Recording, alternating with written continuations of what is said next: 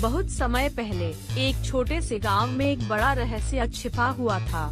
इस गांव का नाम था नागपुर और यह अपने नाम के कारण ही विशेष रूप से प्रसिद्ध था। गांव के बुजुर्ग कहते थे कि इस गांव में एक रहस्यमयी नागिन का वास है, जो गांव की रक्षा करती है और गांव वालों की मदद करती है। हर पूर्णिमा की रात गांव के पास वाले तालाब में एक अद्भुत घटना घटित होती थी। लोग कहते थे कि तालाब से एक सुनहरी रोशनी निकलती है, जो आसपास के पूरे क्षेत्र को प्रकाशित कर देती है। इस रोशनी के साथ ही एक सुंदर और रहस्यमयी नागिन का प्रकट होना होता था। उसकी आंखें चमकती थीं और उसके शरीर पर रंग बिरंगी छायाएं नाचती थीं। गांव के लोग मानते थे कि नागिन की शक्तियों का कोई अंत नहीं है। वह न केवल गांव की रक्षा करती थी, बल्कि उसके आशीर्वाद से गांव में कभी भी अकाल या बीमारी नहीं होती थी।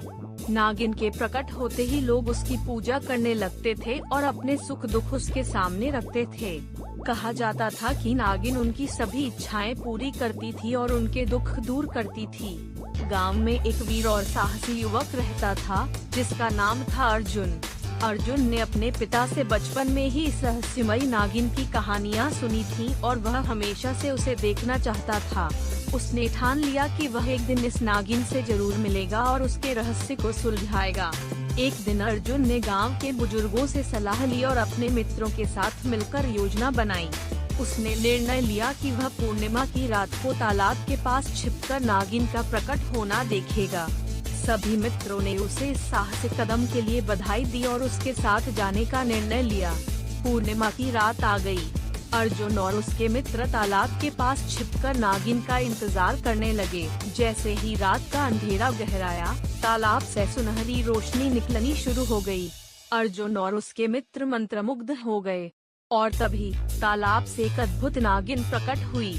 नागिन ने अर्जुन को देखकर मुस्कुराई और उसकी हिम्मत की सराहना की।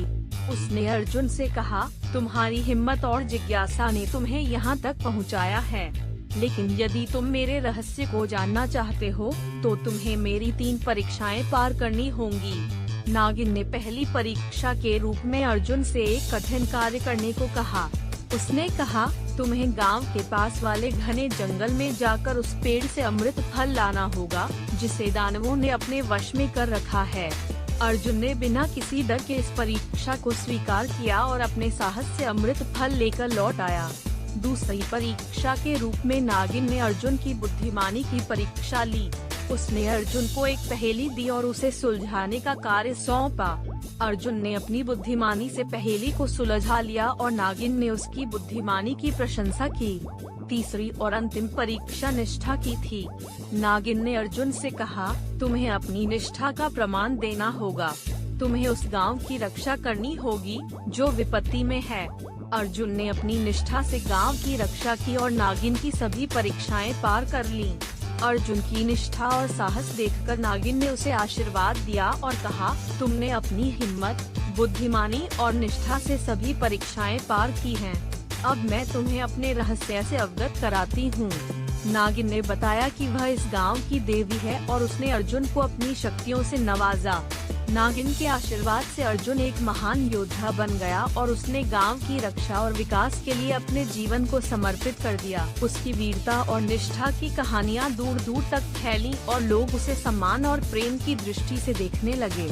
अर्जुन और नागिन के आशीर्वाद से गांव में समृद्धि और खुशहाली का माहौल बन गया। गांव वालों ने नागिन की पूजा और सम्मान करना जारी रखा और अर्जुन को अपना नेता मानकर उसकी मार्गदर्शन में चलते रहे। समय बीतता गया और अर्जुन ने अपनी जिम्मेदारियों को अपनी अगली पीढ़ी को सौंप दिया। उसकी वीरता और निष्ठा की कहानियां अगली पीढ़ी के लिए प्रेरणा बन गईं। गांव ने नागिन की महिमा और अर्जुन की वीरता के प्रतीक के रूप में अपनी पहचान बनाई। आज भी नागपुर गांव अपने रहस्यमयी नागिन और वीर अर्जुन की कहानियों के कारण प्रसिद्ध है। लोग इस गांव की यात्रा करते हैं और तालाब के पास पूर्णिमा की रात को होने वाली अद्भुत घटना का अनुभव करते हैं। नागिन की शक्ति और अर्जुन की वीरता का यह रहस्य हमेशा जीवंत रहेगा।